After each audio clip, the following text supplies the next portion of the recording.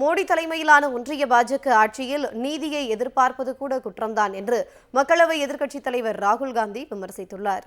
இதுகுறித்து ராகுல் காந்தி வெளியிட்டுள்ள சமூக வலைதள பதிவில் மோடி ஆட்சியில் எந்த நல்லதைத்தான் எதிர்பார்க்க முடியும் என்று வினவியுள்ளார்.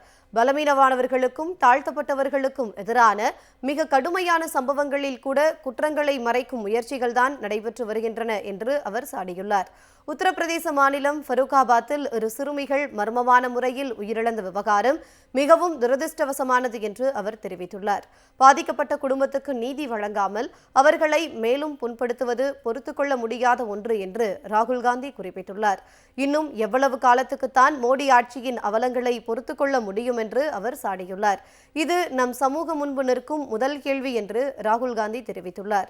பாதுகாப்பு என்பது இந்திய பெண்கள் ஒவ்வொருவரின் உரிமை என்று தெரிவித்துள்ள அவர் நீதி என்பதும் துன்பப்படும் ஒவ்வொரு குடும்பத்தின் உரிமை என்று தெரிவித்துள்ளார்.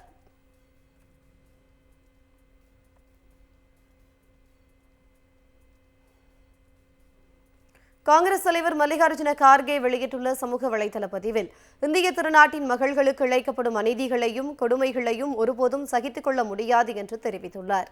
நாட்டில் பெண்களுக்கு எதிரான குற்றங்கள் அதிகரித்து வருவது மிகுந்த வருத்தமளிக்கிறது என்றும் இதுபோன்ற நிகழ்வுகள் கடும் கண்டனத்திற்குரியது என்றும் அவர் சாடியுள்ளார்.